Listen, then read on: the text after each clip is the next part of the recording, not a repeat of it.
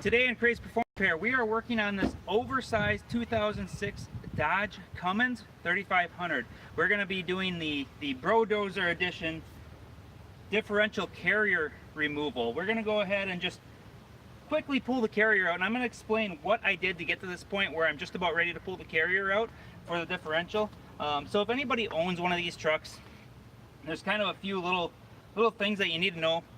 The front carriers are definitely different than doing like a rear differential rear carrier, especially on this truck. It's a floating axle in the rear. It's much easier.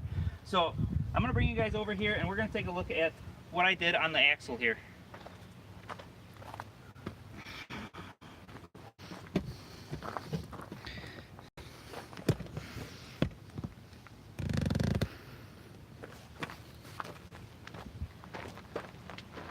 Okay, so we can see the suspension here. This truck has a I think it's a 6-inch lift kit in it. It's running 37-inch tires, and because of that, the truck is not, the transmission is not exactly rated for having an overdrive with the factory gear ratios in here. It's going to burn up the transmission. In fact, it already has once. So what we're doing is changing the gear ratio from the factory ratio to a different ratio to help with getting this thing moving and keep the RPMs up going down the highway for the transmission to keep it alive, basically. And so you can see the bearing is still attached to the axle here. Now, this has U-joints in the front for the steering system, and you have to take the bearing loose. You do not have to take the axle loose. You just have to take the bearing loose. You can see this is the bearing. Here's the wheel speed sensor here, and all I did is pull it out a little bit, and I do that just to get the axle snout out of the differential carrier. Another thing I have to do, of course, is take the drive shaft off. So I just took the 4 bolts that go to the yoke here off of this.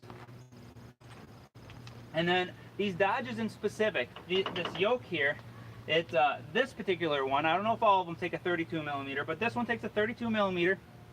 And I have 2 of them here. You can see one is chrome, one is black.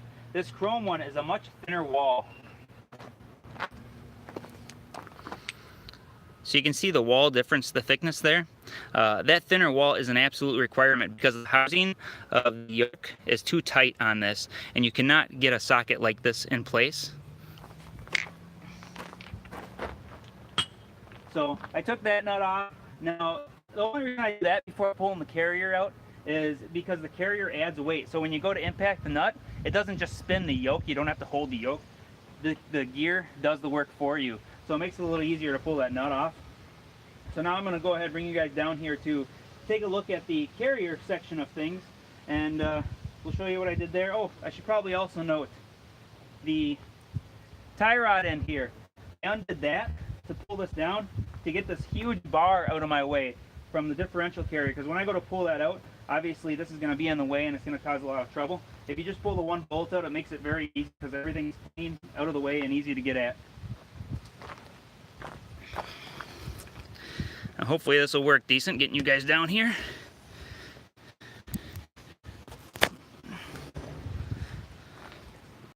I'm going to try and use this goofy stick as a stand here.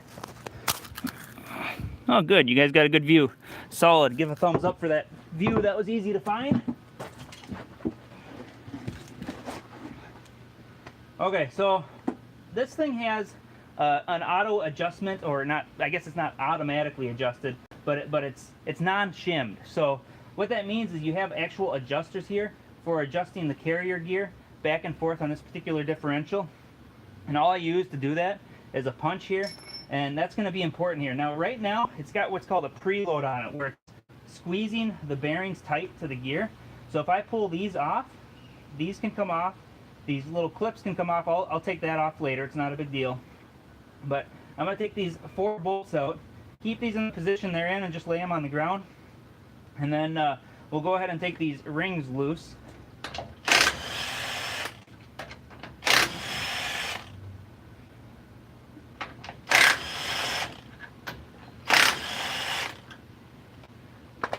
Oh, I got you guys on a hammer here. Shouldn't change the angle too bad. Oh, didn't even need the hammer. Good.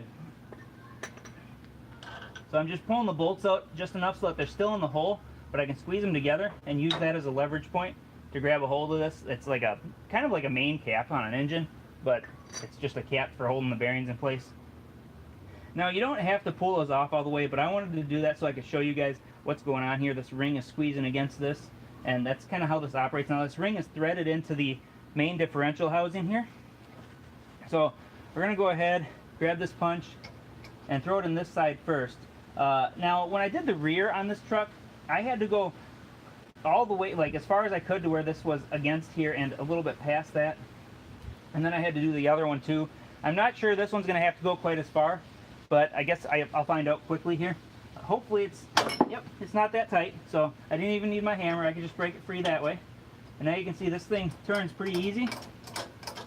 Really doesn't take any effort at all.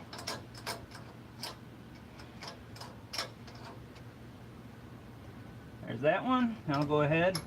And this one's going to take no effort because the preload was released with the other one. Since I'm changing gear, I'm not even worried about counting how many turns this is, because obviously I'm probably going to have to change it anyway from what it was, since everything's going to have to be customized.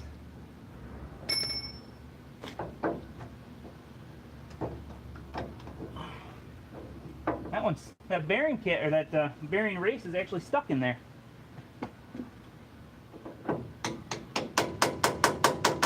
I think it just freed up. There it goes. That's weird. Normally that's not the case. Alright.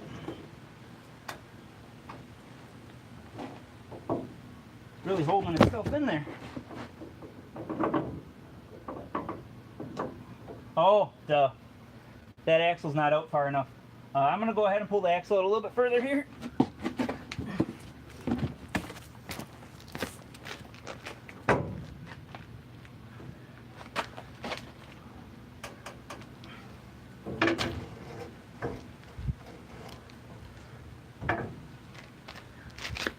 Bear with me.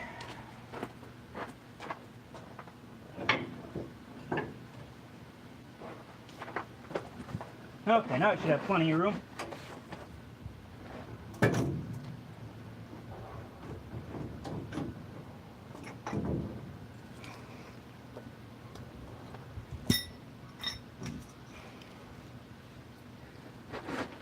Alright, now you can see I set it, oh that was smart, I'm going to clean that out. So you can see I set it so that it's actually on the bearing race itself on the other side. Now when I go ahead and take this ring gear off, I'm going to put it on this one here. That way I can just spin it and it's nice and easy for me to hit each bolt and just go across the crisscross pattern and just keep going. So there's that. Now, pretty easy, it's really not that tough. I do enjoy doing normally Dodges like this. If I can get them on a hoist, you can see I'm outside. This is not exactly the ideal scenario. It's quite difficult because this truck is just too big for my shop. Now, when I had this at another shop, it wasn't as big of a deal, except for the fact that everything on these things is heavy. But I really enjoy the fact that it's got these auto adjusters here. It makes life so much easier. And if you haven't seen my opinion video on this truck for the rear gear yet, go ahead and check that out. I'll throw a pin up here as soon as I get a chance, or actually it'll be over here for you guys when I get the chance to do that. And then I'm coming out with a video for a Tahoe differential here very soon, so stay tuned for that. I'll go ahead and throw that up in the corner too as well. And yeah, so if you guys have any questions, feel free to shoot them out. I'm going to come around here, and then I'm going to cover one more thing, and then we'll cut this video at an end here.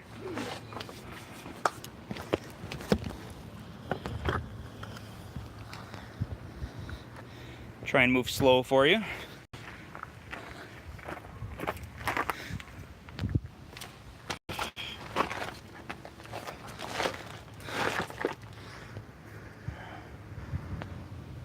Alright, so when it comes to getting these pinions out of here, you see that knob right in the center?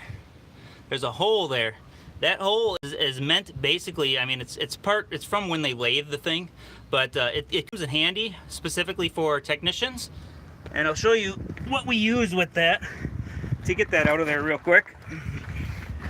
So that is a pressed deal. Let's see here. There we go. So that's actually a pressed on bearing, of course. And what we use to take care of that, a lot of times, we'll use an air hammer. And the attachment we use is this point style attachment, and it'll sit in there just perfect, and then it'll just punch it right out real easy. So a little tip for you. Otherwise, are there any comments? No, that's perfectly fine with me. That makes it easy. And like, share, subscribe, and as always,